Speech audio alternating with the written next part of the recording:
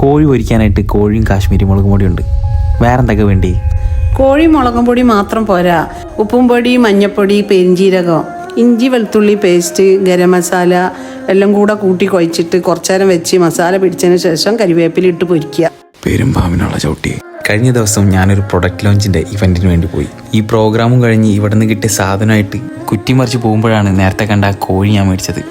Listen മക്കളെ, already ഞാനെന്നൊരു കോഴി ഉണ്ടായതുകൊണ്ട് വേറെ മേടിക്കണ്ടെന്നാണ് കരുതി. പ്രശ്നം എന്താ വെച്ചാൽ ഇന്നെ വെച്ചൊന്നും ഉണ്ടാക്കാൻ പറ്റില്ലല്ലോ.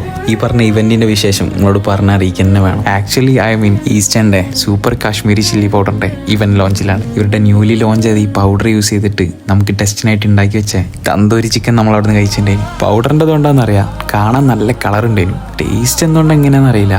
It was very good. ഇവന്റിന്റെ ഇടയ്ക്ക് ക്വിസ് കോമ്പറ്റീഷനൊക്കെ വെച്ചിട്ട് നല്ല രസമുണ്ടായിരുന്നു. നമ്മുടെ ഇടയിൽ നിന്ന് ജയിച്ച കുറേ പേർക്ക് സമ്മാനം കൊടുത്തിട്ടുണ്ട്. ശേഷം സ്ക്രീനിൽ ഇവരുടെ പ്രൊഡക്റ്റിന്റെ കംപ്ലീറ്റ് റിവ്യൂ, പിന്നെ അവരുടെ മെമ്പേഴ്സൊക്കെ പാടി കൂടി ഈസ്റ്ററിനെ പറ്റി കുറേ ഇൻട്രൊഡക്ഷനൊക്കെ തന്നു. എനിക്ക് എന്താ അറിയില്ല, ഈ വെറുപ്പിക്കുന്ന ശീലം കുറച്ച് കൂടുതലാണ്. അങ്ങനെ അവിടെ വീഡിയോ എടുക്കാൻ വന്ന ഒരുവിധം എല്ലാവരുടെ ക്യാമറയുടെ ഉള്ളിൽ ഞാൻ കയറിയിട്ടുണ്ടാവും. പിന്നെ പ്രൊഡക്റ്റിന്റെ ലോഞ്ച് കാണാൻ നല്ല രസമുണ്ടായിരുന്നു കേട്ടോ.